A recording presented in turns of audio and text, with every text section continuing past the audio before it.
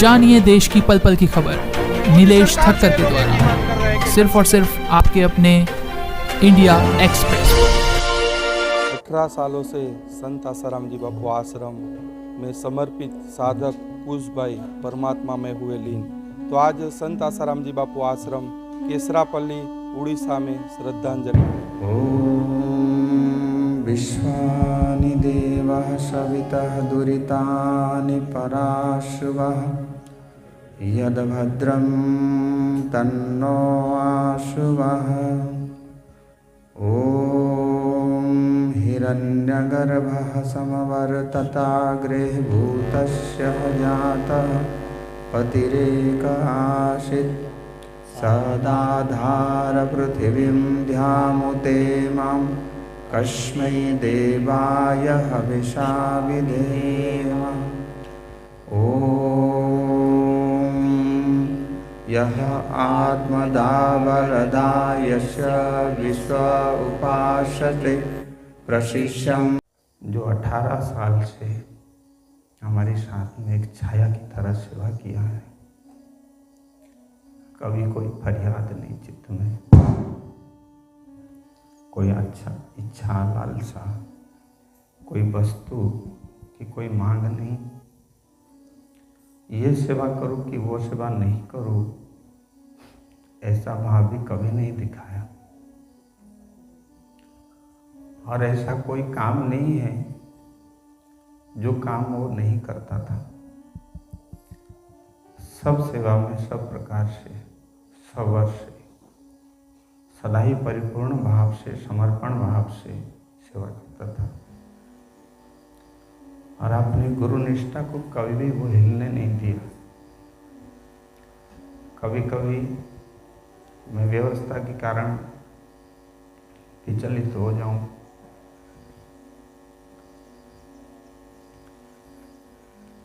तो पास में बैठ कर बोलता था, कुछ अब मैं नहीं रहूँगा, विरक्त हो गया हूँ। तभी वो मेरे को यही कहता था कि विपिन भाई, हमको तो बापू जी को देखना है। लोग क्या बोलते हैं, लोग क्या करते हैं, उसको हमको क्या देखना। हम गुरु जी के यश कीर्ति फैलाने के लिए आए थे। हम गुरु जी के लिए जीते हैं। कौन क्या बोले, क्या हो रहा, उससे हमको क्या संबंध है। मैं सत्य कह रहा हूँ, उसकी बढ़ाई के लिए नहीं। मैं खाली नहीं बोल रहा हूँ, हमारे आश्रमवासी भाई सब जानते, और बाहर के साधक लोग भी जानते हैं कि उसके जीवन में कोई मांग नहीं थी। उसने कभी को किसी को दुख नहीं पहुंचाया। हम लोग अपने कर्कश वाणी से कभी किसको कुछ बोल देते हैं सेवा के कारण, लेकिन वो क्रोधित तो हो तो भी मिठाई बोलता था और सदा मुस्कुराता था। कभी किसको दुख नहीं दिया। मैं तो यहाँ तक सुना हूँ कि गाड़ी में वो लोग सेवा के लिए जाते थे प्रचार की टाटा में, तो कोई एक व्यक्ति था, कुछ सामान लिया और उसको कुछ हो गया ऐसा सामान में, तो भयंकर क्रोध में आया था। जब उसको देखा तो उसकी स्वभाव ही चेंज हो गए तुरंत। मैं नहीं बोल रहा हूँ, अपने भाई लोग बता रहे हैं कि उसको देखते ही वो शांत हो गया, सौम्य हो गया। उसने अपने मन को बड़ा सरल और सुंदर बना के रखा था। और तो क्या कहूँ, अंतिम समय तक उसने कभी कोई इच्छा नहीं कि मेरे को यहाँ ही दिखाओ, यहाँ नहीं दिखाओ, मेरे को ऐसे ही डॉक्टर या दवाखाना पे ले जाऊँ, ऐसा भी उसने कभी नहीं बोला। उसने यदि हम आयुर्वेदिक का बोले तो भी बोले ठीक है, जहाँ आपको अच्छा लगे वहाँ करो। एलोपैथिक में ले जाने की बात करी तो बोले आपकी जो इच्छा हो करो, जो करो गुरु जी को बोल के करो, गुरु जी की आज्ञा लेके करो। तो ये जो समर्पण है, हम सब तो कहते हैं, लेकिन अपने देह पे जब आता है ना, हम सब घूम जाते हैं।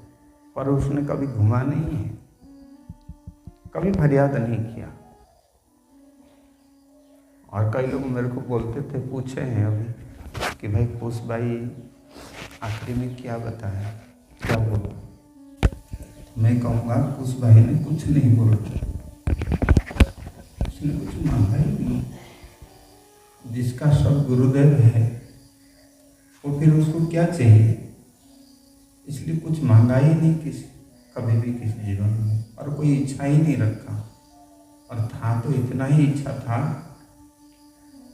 कि गुरु के श्री चरणों में और थोड़ा सेवा कर लो, अपने गुरु भाइयों के संग में और थोड़ा रह लो, और उनके साथ में मिल करके सेवा और थोड़ा करो। बस उसका इतना ही भाव था, और कोई भाव उसने कभी व्यक्त नहीं किया। और ऐसे भी शास्त्र में कहते हैं, वैष्णव धर्म में आता है कि जो माथे पे तिलक लगाते हैं, गले में तुलसी धारण करते हैं और भगवत नाम का स्मरण करते हैं, तुलसी जी का पूजन करते हैं, एकादशी का व्रत पालन करते हैं और सदगुरु के श्री चरणों में शरणागति ली है, तो वो परम वैष्णव है, इसमें कोई संदेह नहीं करना चाहिए। ना ही कश्चित दुर्गति तात गच्छति, उसका कभी दुर्गति नहीं होता है। क्यों नहीं होता है? क्योंकि वो सारे वैष्णव धर्मों को पालन कर लिया है। तो साक्षात सदगुरु के श्री चरणों में रह करके ये सारे धर्म को पालन करते हुए, भगवत नाम स्मरण करते हुए उसने अपने शरीर को त्याग किया। इससे बड़ा और क्या पुण्य हो सकता है? इससे बड़ा और सन्मार्ग क्या हो सकता है? इससे बड़ा और सदगति क्या हो सकती है? गोपियाँ तो मोक्ष भी नहीं चाहती, क्या करेंगे मोक्ष लेकर के? जहाँ पर आपकी साधुओं की संगति नहीं मिले, जहाँ पर सत्संग नहीं मिले, ऐसा वैकुंठ धाम भी किस काम का? इसलिए उसने वो भी इच्छा नहीं रखा कि हमको मोक्ष चाहिए। यदि कुछ करना है तो मैं गुरु जी के चरणों में सेवा करूँ, संतों की संगति पाऊंगा। मैं तो कहूँगा कि उससे बड़ा भाग्यवान कौन हो सकता है कि आप लोग इतने सेवाभावी वैष्णव लोग हैं, गुरु भक्त हो, गुरु जी के चरणों में अनुराग प्रीति रखते हो, आप लोग आए हो और उनकी सदगति भावना से आप सब बैठे हैं। इससे बड़ा भाग्य क्या हो सकता है? वृतासुर तो बताता है भागवत में कि हे प्रभु, हे हरि, अगर मुझे जन्म लेना पड़े तो मुझे कोई दुख नहीं है, मुझे आपके स्वर्ग या वैकुंठ या त्रिभुवन की कोई सत्ता वस्तु नहीं चाहिए। तो बोले क्या चाहिए? वो बताते कि अहम हरे, हे हरि, मैं आपकी दासानुदास, आपकी दासों का भी दास हो जाऊं, ऐसा मुझे जन्म मिले। आपकी जो दास होते हैं उनका दास हो जाऊं। क्यों ना? आपकी दास लोग जो है सदा आपकी कीर्ति, आपका गुणों का, आपका महिमा का वर्णन करते रहते हैं। तो उनकी संगति में रहने मात्र से मैं ना चाहने पर भी मेरा भक्ति बढ़ जाएगा, आप में अनुराग हो जाएगा। तो मैं यही कहूँगा कि वो कितना बड़ा भाग्यवान है कि हम लोग की संगति उसको मिली या हम उसकी संगति की, और पूज्य गुरुदेव की उसको सदा आशीर्वाद रहा। बाबूजी को चिट्ठी भी दिए थे और बाबूजी ने भी उनके लिए इलाज के लिए बताया भी था। तो बहुत ही उसकी सन्मार्ग हुआ है और वो परम मार्ग में ही गया है, उसका कभी भी गति छोटी नहीं हुई है। मैं उसके लिए दुख नहीं करता हूँ कि उसके कहीं कुछ हुआ होगा, लेकिन जिसने कुछ किया है, सेवा है, तो वो तो स्मृति में आता है। वो चला गया, भले चला गया शरीर छोड़ के, पर मेरे को नहीं लगता है कि वो छोड़ के चला गया। अभी तक अभाव नहीं हुई है, लेकिन वो नहीं है शरीर से, खाली यही अभाव लगता है। और एक आश्चर्य की बात ये है कि अब जब शरीर शांत हुआ आके तुरंत में तो वहाँ नहीं रह पाया था। लास्ट समय धर्म से आकर के मेरे को बुलाया तो मैं तुरंत ही उठ के वहाँ गया, तो आंख बंद थी, मुँह खुला हुआ था, तो समझ में आया कि प्राण मुख से ही गया है। तुरंत ही मैंने वो विष्णु सहस्त्रनाम उच्चारण कर दी और मुख में कपड़ा ढक लिया। तो विष्णु सहस्त्रनाम चालू करके हम लोग भाव से बैठे हैं, गुरु जी को याद करके। फिर मेरे मन नहीं माना, होता है सबको, फिर से देखने की इच्छा हुई। तो मैं जाकर के जब उसके मुख से कपड़ा हटाया तो जो आंख बंद थी अपने आप खुली हो गई और मुख बंद हो गया था। ऐसे लग रहा था कि वो सजीव है। इतना चेतना सा अनुभूति हुआ। फिर ये भी देखा कुछ क्षण की बात कि उसके घर वाले जब आए और रोने लगे तो फिर उसकी आंख मूंदी हो गई थी और मुख म्लान हो गया। तो सूक्ष्म रूप में वो वहां पे था ही। जीव जाने के बाद गर्भ प्राण आता है। ये जीव जब शरीर से उत्क्रमण हो जाता प्राण के साथ तो वो तुरंत ही कहीं चला नहीं जाता, वहाँ भ्रमण करता रहता है आसपास में। पुनः चेष्टा करता रहता है फिर से उस शरीर में प्रवेश कर जाओ, लेकिन शरीर असमर्थ होने के कारण उसमें वो प्रवेश नहीं कर पाता। तो वो देखता है अपने स्वजनों को, बंधु बांधवों को, इस जन्म को, अगले जन्म को, पूरे जन्म को वो जानता है। और उस समय ज्ञान दृष्टि में जो सात्विक होते ज्ञान दृष्टि में होते हैं, जो तामसी होते आत्यंतिक मोह के कारण उसमें उलझ जाते हैं।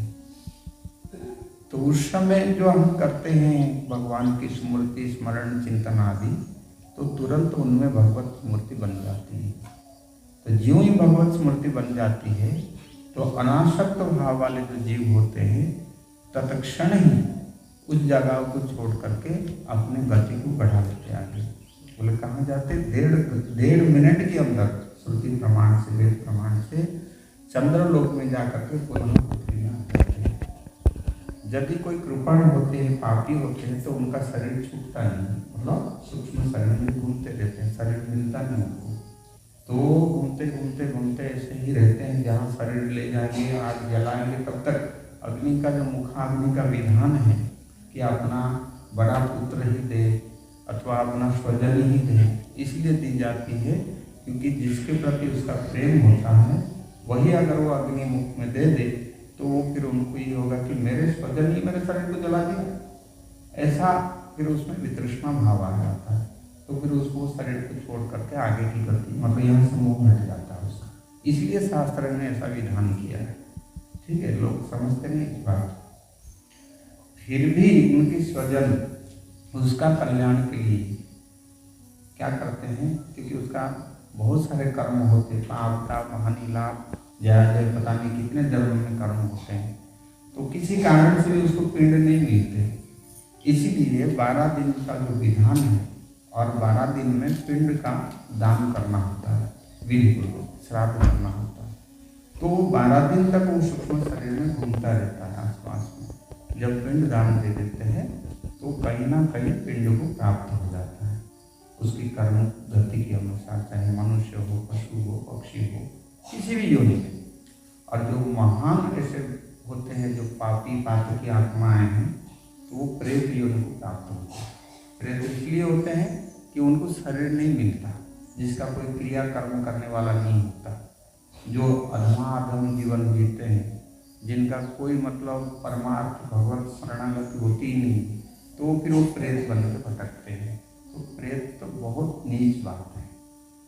और यहाँ तक हमारा भगवत ज्ञान भक्ति में सदगति का भी कोई महत्व नहीं है, यहाँ तक जीवन मुक्ति का महत्व है। जीते जी ही जिसने अपने मन को जीत लिया है, शरणागति प्राप्त कर लिया है, वो सबसे बड़ा उन्नति है।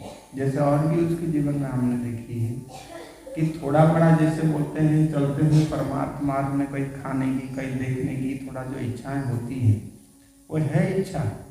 तो भगवान कृष्ण श्रीमद् भगवत गीता भागवत में 11वां स्कंध में भागवत उद्धव जी को बताते हैं कि बोले मेरा जो प्रिय भक्त होते हैं जो मुझे ही सब कुछ अर्पण कर दिए हैं, यद्यपि उनके मन में देखने की, सुनने की, करने की, कुछ पाने की इच्छा होती है। कभी कभी इंद्रियां बलात् होने के कारण, पुराने कई जन्मों की संस्कार होने के कारण उस पर खेच तो लेते हैं, पर मेरा जो भक्त है उसमें दोष दृष्टि रखने के कारण उसमें बंधता नहीं, उसमें उसका आग्रह वृत्ति नहीं है, लेकिन बलात् जाता है, अर्थात उसको दृष्टा के रूप में वो जानता है, साक्षी भाव में जानता है, इसलिए उसमें वो दोष देखता रहता है। दोष देखने के कारण उसमें वो उलझता नहीं और धीरे धीरे मेरे प्रगल्भ भक्ति में वो इतना परिपूर्ण हो जाता है कि उसकी ये सारे वासनाएं क्षय हो जाती है, सर्वोच्च को ही प्राप्त हो जाता है। तो यही है, जो छोटे मोटे ऐसे जो विचार हैं वो बहुत न्यून है, नगण्य है, पर उसने जीवन भर गुरु के प्रति निष्ठा रखी है, सेवा में कभी अपने को चुका नहीं है।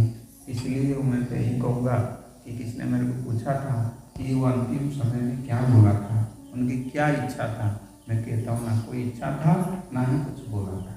यदि कुछ बोला है तो गुरु जी का स्मरण किया है और हरि नाम का स्मरण किया है, इतना ही हम जानते हैं।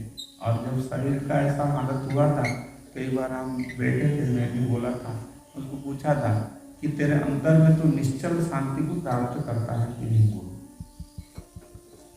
ये सारे सेवा साधना जप ध्यान प्राणायाम आदि जो कुछ भी हम करते हैं उसका फल इतना ही है कि हमारा अंतःकरण में निश्चल शांति प्राप्त हो, निर्मल शांति प्राप्त हो।